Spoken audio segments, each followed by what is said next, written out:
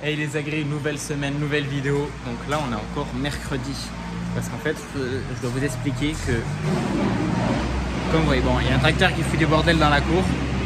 Mais comme on voit à la météo, il fait très moche. Hier soir on a pris 100 mm d'eau au travail, c'est énorme. On avait les champs qui étaient des soja bio et tout était sous l'eau et tout ça. Du coup pas de travail parce que ça va être galère. On est proche des moissons, du coup tous les boulots d'atelier avaient été faits cet hiver. Donc voilà, donc du coup je suis pas tout à fait chez moi, je suis chez un pote. Et en fait on va bientôt faire un peu de foin. Et c'est vrai qu'il nous manquait souvent pour déplacer les ballots de foin.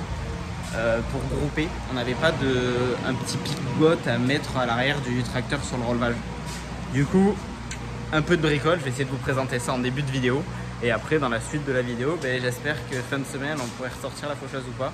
Mais vu les précipitations d'eau qu'on a pris, ça m'étonnerait que cette semaine, il y ait grand chose à faire. Au travail, il reste à préparer le trieur, à finir de nettoyer des cases, mais rien malheureusement d'intéressant. Donc, vlog sûrement un peu court. Allez, je vous montre ce que je suis en train de faire. Pour commencer, vu qu'on va pas s'en servir beaucoup, j'ai décidé de pas acheter des pics. Ça vaut quand même assez cher. On avait cette ferraille qui traînait, du gros tore à béton, si on voit. Donc j'ai vite fait appointer au bout. Faudra peut-être le reprendre un peu, mais bon, pas besoin que ça soit extrêmement pointu pour entrer dans les bottes de foin. C'est du tore à béton, donc j'espère qu'à la longue ça va pas trop se coincer dedans. On verra bien. Du coup, ce que j'ai fait derrière, j'ai un peu alésé, vous voyez. Donc je l'ai fait à la meuleuse, bien sûr. Parce que, du coup, voilà, ça c'est des pics.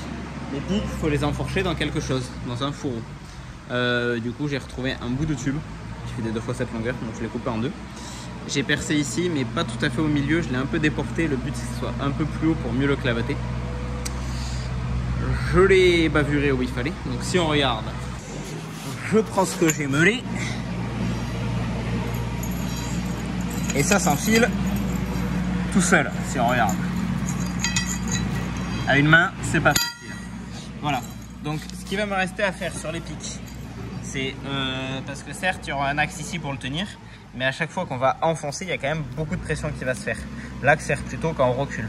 Donc, ce que je vais faire, c'est que je vais souder une bague sur ma dent ici, là.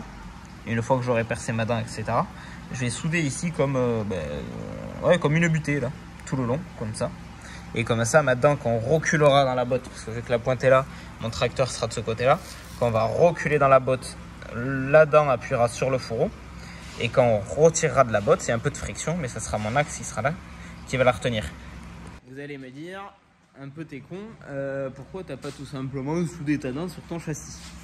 Le but, c'est sur la route, si on a un peu de route à faire ou quoi que ce soit, c'est de pouvoir démonter. Donc l'intérêt de l'axe ou de la goupille, c'est qu'on tire les dents pour pouvoir les poser droit sur le châssis. C'est pas encore réfléchi comment je vais les poser, mais on les posera sur le châssis pour éviter bien sûr que on ait un véhicule qui nous rentre dedans ou quelque chose comme ça. Ça peut être assez dangereux. Donc voilà pourquoi on va faire comme ça. Maintenant je vous montre le début de mon châssis. Donc ça c'est mon début de châssis. Voilà, donc à voir, c'est simplement une UPN. C'est de ce qu'il y a le plus con. J'ai meulé ici, vous voyez, j'ai essayé de faire un peu une forme un peu arrondie pour épouser un peu mon truc. Donc, mon fourreau va se mettre là. Je vais le souder derrière, ici aussi, et je vais le souder un peu dans mes montants, bien sûr. Du coup, j'aurai mon fourreau de chaque côté et ma dent.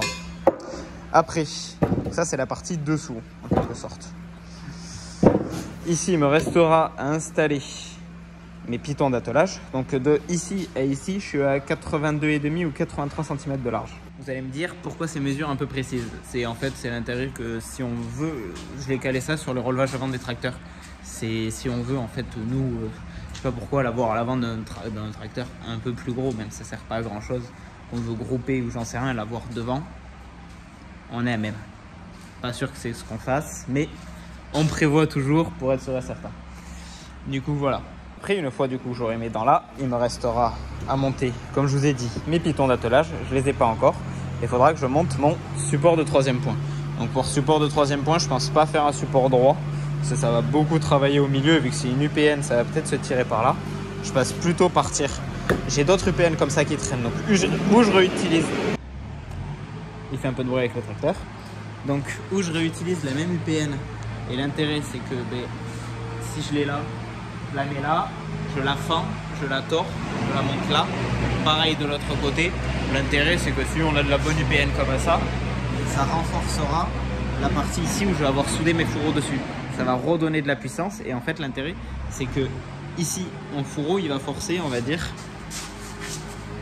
si ma dent est comme ça là, mon fourreau va forcer comme ça en levant ma botte.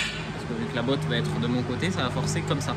Et l'intérêt, du coup, si on remet notre UPN plié, fendu, qui remonte dans l'autre sens, c'est en fait la force qui va être appliquée ici, va être renvoyée directement à mon troisième point. Et non envoyée à ma poutre. Et si on avait le troisième point au milieu, en fait, on aurait renvoyé la force au milieu de la poutre et renvoyé en haut. Que là, en fait, l'intérêt, c'est d'envoyer directement la force sur le troisième point. C'est réflexion un peu de solidité. Est-ce que c'est la meilleure réflexion ou pas? J'en sais rien, mais je trouve que c'est pas mal comme ça. Donc voilà. Donc là, je sais pas si je commence à me découper ma tête de troisième point ou si je commence à me souder les fourrons. Parce que là, on est déjà fin de journée. Ce matin, on avait d'autres bricoles à faire. Donc voilà. Mais j'espère vous finir ça pour ce week-end. Ça serait pas mal pour la vidéo de ce week-end en tout cas. Allez, on reprend. Voilà, après un peu de soudure. Non, pas de soudure encore. J'en suis oui. Je m'y suis un peu perdu de temps parce qu'en fait, ça, c'est hyper épais. Vous savez, dans d'autres vidéos, vous avez déjà vu, j'en avais fait un petit comme ça, avec de l'UPN beaucoup plus petit pour un triangle pour déplacer les enrouleurs et tout ça. Et là, du coup, je suis avec de la ferraille beaucoup plus grosse. Et à travailler, c'est un peu plus galère. C'est un peu plus sportif. Hein. J'ai chopé une petite suée parce que même si on meule et tout, il faut quand même à la masse lui donner le pli et tout ça. Donc, je vous jure que là, je suis en canne. Bref, voilà. Donc, pour l'instant, c'est juste tenu serre-joint et avec des pinces. Il y a Vincent qui balaye à côté. C'est bien. Au moins, l'atelier il sera propre. Non, mais du coup, voilà. Du coup, il me restera à souder tout ça. Ici. Ce carré que j'ai mis ici, il se retirera, c'est juste en cale parce que c'est à peu près la largeur qu'il me faut pour un troisième point. Je suis bien large, ce qu'il faut quoi. Et donc ce que je ferai, c'est qu'une fois que j'aurai tout soudé, je pense que je prendrai ce carré, que je lui mettrai un angle de chaque côté pour qu'il s'épouse ici en fait. Donc ça, sur cette partie-là, ça renforcera quand même la solidité de ça. Et après, il me restera à souder mes fourreaux et tout ça. Et bien sûr, mes pitons d'attelage, qui je n'ai pas encore réfléchi parce que je ne sais pas comment ils vont être soudés. Mais ils risquent d'être soudés sur le dessus. Donc vous allez me dire, c'est pas ouf de souder sur le dessus. Mais comme je dis, il y a de la double épaisseur, il y a de la UPN et tout ça. À la rigueur, on mettra un fer plat ici. Donc il passe au travers pour le tenir. De l'autre côté, pareil. Ça devrait aller. Bon allez, il est 18h30. C'est la fête de la musique ce soir du coup. On se change et on va sortir un petit coup. Et je vous reprends pour la suite des travaux en général.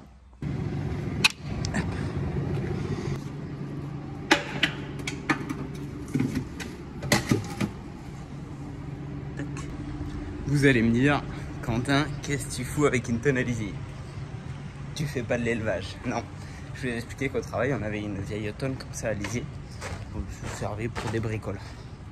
Et en l'occurrence, je vous avais expliqué qu'il avait plus de 100 mm d'eau. On avait pris énormément d'eau au travail, là même on a repris cette nuit et tout. On a des cumuls énormes, on n'est pas prêt de foutre une batteuse dans un champ, ça je vous le dis. Mais en fait ce qui s'est passé, c'est que du coup, là on a un bâtiment en haut, ça a raviné tellement que c'est rentré dans l'une de nos cellules de stockage du blé. Donc heureusement qu'on n'avait pas moissonné, parce que vraiment ça aurait été catastrophique si c'était moissonné. Du coup ce matin avec mon patron, on a tout lavé l'intérieur. Vraiment, on y est passé un petit bout de temps. D'abord, on a raclé avec le télescope et le godet qui est ici. On a mis le godet à l'envers et on tirait vers l'extérieur. Et on a sorti de la bouillie, mais vraiment de la bouillie. Vous voyez, on dirait du mortier, carrément. Bref, on a sorti énormément de bouillie. Donc après, ce qu'on a fait, on a mis un coup d'eau, un grand coup de balai pour retirer le premier coup. Et après, un second coup d'eau, second coup de balai. On est passé 3 fois au total. Et en fait, ce qui se passe, c'est que je vous expliquais, je sais pas si je vous l'avais déjà expliqué, mais vu qu'on stocke beaucoup, le système de stockage, c'est du stockage à plat. Donc, il faut bien le ventiler, notre stockage à plat. Donc, on a ces grilles. Vous voyez, là, il y a 3 grilles. Et en fait, c'est un double silo. Il est fermé au milieu, mais il pourrait être ouvert tout le long. En gros, c'est la même cellule.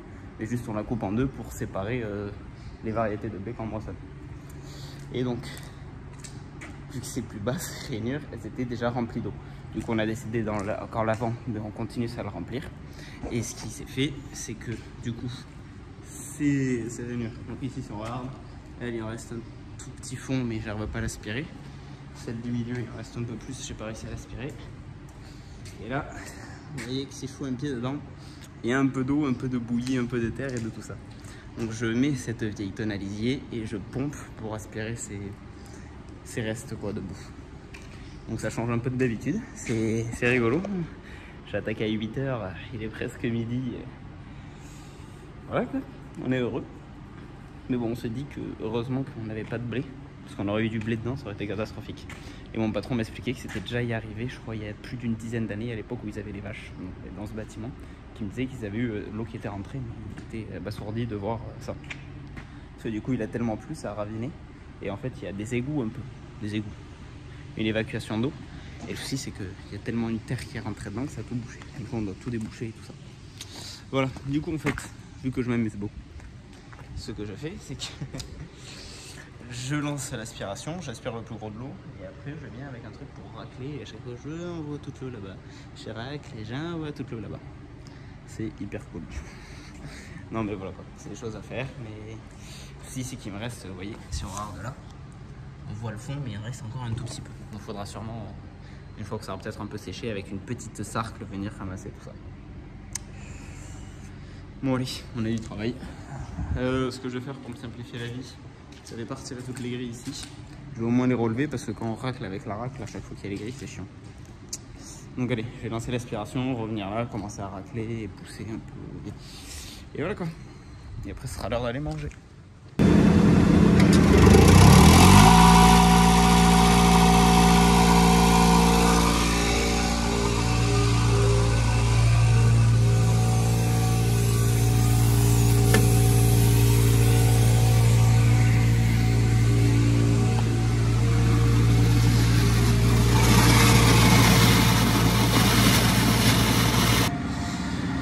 Voilà, au programme cet après-midi, je suis en train de mettre un peu de GNR dans le T235. Et si on regarde un truc, pourquoi je fais le plein, qu'est-ce que je vais faire? Derrière, si on regarde à l'intérieur des roues, là il n'y a rien dans la roue. Et on va à la concession à faire monter un petit truc. Et en même temps qu'il est allé à la concession, je vais récupérer notre Vibroflex qu'on avait amené là-bas pour réparation. On avait une des fusées sur l'essieu, sur l'essieu porteur, on peut ou le mettre en portée ou entraîné. Et donc l'essieu, quand je l'avais entraîné, je le déplaçais à la cour de la ferme et j'ai un essieu qui est lâché par usure. Du coup, on leur avait fait changer un demi-essieu parce que ça, c'est un peu galère à souder tout ça, vaut mieux que ce soit des pros qui le fassent. Du coup, je vais récupérer le Vibroflex, je vais l'atteler à l'arrière et comme ça, on aura ce fameux truc monté dans les roues. Je pense que je vous reprends après pour vous expliquer ce que c'est et pourquoi. On a eu un de... Tu prends le quoi, Kiki? Moyen. Kiki, tu prends le quoi là? Je suis en train de mettre un Qu'est-ce qui sticker. t'arrive? Ah ouais, ça vlog là carrément. Qu'est-ce qui se passe là? Alors là, on est en train de coller un logo. Alors là, faut... Non, c'est faux ça, c'est des conneries. Voilà, le logo du concert, c'est ma bagnole. Chaque concert visité, un logo collé. Putain, ça vaut le coup quand même. Mets le droit, mets le droit. Attention. Et voilà. Vraiment, j'adore la gueule que ça peut donner. Du coup, il y a deux masses de chaque côté qui font 80 kg chacune, donc 160 de chaque côté. Du coup, de 320 kg en plus. Voilà. Bon allez, c'est dételé, il est 6 h. C'est la première fois que je montais des masses de roues. Du coup, on les a montées à la concession parce qu'on les a pris à la concession. Et en fait, quand on ne sait pas, c'est beaucoup plus galère que ce qui paraît. Du coup, bon, on a réussi à monter impeccable, il n'y a pas eu de soucis. Maintenant, je sais à peu près comment il faut faire. Et voilà. Bon allez, je vous dis à demain matin pour la suite des aventures. Voilà, vendredi après. Je vous ai pas pris ce matin parce que j'étais en train de faire ce que j'étais en train de faire là. Travailler sur la faucheuse. Je vous ai dit qu'on avait des petits trucs à faire, qu'on avait eu des petits soucis niveau courroie, tout ça qu'on avait démonté. Donc là, vous voyez, tous les capots sont remis. On a mis les 4 nouvelles courroies, le tendeur fonctionne impeccable et c'est vrai qu'il y avait une bonne différence d'usure sur les courroies. Donc bref, courroie, ça c'est ok. Il nous restait du coup à régler le souci. Je vais me casser la gueule. Le souci de notre capot. Je vous avais expliqué qu'il y avait un enfoncement, qu'il y avait eu du dégât dessus avec le temps, l'usure et tout ça. Voilà, du coup, ce matin, j'ai sorti mon capot. Je l'ai embarqué ici, que j'ai commencé à le dépouiller. Plusieurs choses de cassées. Il y avait ici, ça s'était cassé. Et en fait, donc là mon capot est à l'envers. Hein. Normalement il est comme ça. Du coup j'avais ça qui était pété, du coup ça avait pété dessous. Donc j'ai ressoudé ma barre. Et là j'ai repercé un fer plat aux mêmes dimensions. Et je vais le mettre sur l'extérieur du capot. Comme ça, il y aura une plaque de chaque côté avec les vis de fixation. Ça va plaquer comme ça et ça tiendra impeccable. Devant, je vous avais montré qu'il y avait eu de la casse ici. On voit encore un peu la fissure. Le souci de cette fissure, c'est que même si j'aurais ressoudé et tout, ça aurait jamais bien tenu. Du coup, ce que j'ai fait, j'ai pris un fer plat de la longueur de mon... Où ici, fait un angle comme ça. Et ça s'était déchiré dans ce sens-là. Du coup, un fer plat. Sur tous mes points de boulonnage, j'ai repercé. Et je suis en train de monter mon fer plat. Le souci que j'ai eu, c'est que du coup, mes boulons que j'avais, ils étaient trop courts. Ils n'auraient pas pu remonter. Du coup, ce que j'ai fait, j'ai été à la concession et j'ai cherché des boulons. Mais le souci, c'est que cette partie-là du boulon, ils avaient ou les mêmes boulons que j'avais, ou ceux-là. Et du coup, le souci, c'est que là, c'est limite. Du coup, ce que je fais, c'est que j'ai pris 2 rondelles, c'est pas foufou, et je mets 2 rondelles à peu près, pour être certain que ça prenne. Voilà. Et bien sûr, j'ai redressé mon capot, parce qu'il était tout cabossé. Voilà, donc ce matin, j'ai fait ça, et là, je suis en train de finir de remonter. Je finis de remonter ça, et quand j'aurai fini de remonter tout, je remonte ça. Et voilà. Comme on voit, le ciel bleu commence à refaire apparition depuis quelques temps. On n'avait pas forcément très belle météo. La météo change clairement, parce que je vous jure, quand le soleil n'est pas derrière les nuages, il fait largement assez chaud pour faire de la mécanique dehors. Du coup, capot de la conditionneuse, presque neuf. Voilà, ça fait quand même beaucoup mieux, parce que voilà, comme je vous disais, ça s'était fendu ici et là. Mais donc la sous-tôle était trop fine pour la souder. Mais là, bon, la barre, elle a un peu travaillé là, mais bon, j'ai pas réussi à la redresser. Mais sinon, on fait le capot. On a vu qu'en fait la bâche était en piteux état. Voilà. Donc vu que là il nous reste encore un peu de foin et des luzernes, on va essayer de faire avec. Et on va en commander une nouvelle pour pouvoir la changer. Mais bon, maintenant ça se monte et ça se remonte plus facilement. Et voilà, il va falloir qu'on commande une bâche. Et vous allez me dire, ouais, mais si tu tombes la bâche, t'imagines, tu finis ta journée de poche, tu risques de prendre des pierres. Non, parce qu'on a ça. Là, cette tôle qui fait le même effet un peu que la bâche. Voilà. Du coup, ici, cet endroit-là, vu que ça s'était pété, mais là, mon fer plat renforce. Vous allez me dire, les boulons, ils sont un peu longs. Oui, j'ai prévu de les meuler. Je vais les meuler une fois que j'ai serré mes 3 trucs. Je les ai pas encore serrés. Et voilà, du coup, ça va renforcer vachement par là. C'est pas mal du tout. Je vais me remeler ça. Là, du coup, pour ressouder cette pièce, si c'était arraché, ce que j'ai fait, j'avais un bout de... Je crois que c'était cette pièce. C'était sur des vieux tracteurs, ce qui sert à tenir ça. En fait, moi, je m'en foutais d'avoir le côté. Tout ce que je voulais, c'était avoir le diamètre de cet axe au diamètre intérieur du tube. Comme ça, je l'ai glissé dedans, j'ai soudé mon axe à mon tube, et après, j'ai repris ma patte que j'ai ressoudée dessus. Donc, ma foi, je pense que ça bougera pas. Bon, allez, du coup, je finis de resserrer mes boulons. Je meule ce qui dépasse, et je pense que ce sera pas mal. Franchement, ce sera pas mal. Je sais pas s'il va me rester des activités à faire, mais je pense qu'on va partir en week-end. Ouais, juste avant de couper, j'ai vu un truc sur TikTok. Ça marche. En gros, c'est le gars pour changer le disque des petites meuleuses. Sur les grosses meuleuses qu'on a, on prend la clé et on tourne, vous savez, pour défaire les croquets dedans. J'ai vu le gars, en gros, il lançait et il tapait dans l'autre sens. Et avec l'effet d'à-coup, ça le défaisait. J'ai vu des fois, on bloque avec le bouton, on craque, on le serre juste avec un gant, ça fait l'affaire. Attendez, on desserre dans ce sens. Je crois qu'il fait ça. C'est trop bien. Je savais pas que ça marchait. C'est trop stylé. Et du coup, en gros, j'ai débloqué comme ça, en le faisant tourner dans son sens de rotation et en mettant avec mon gant, je l'attrape et tac, ça donnait un coup sec, ça me l'a desserré. Bon, après, je suis pas sûr que ça soit serré comme une mule, ça marche, mais là, ça a fonctionné. C'est trop bien, j'adore.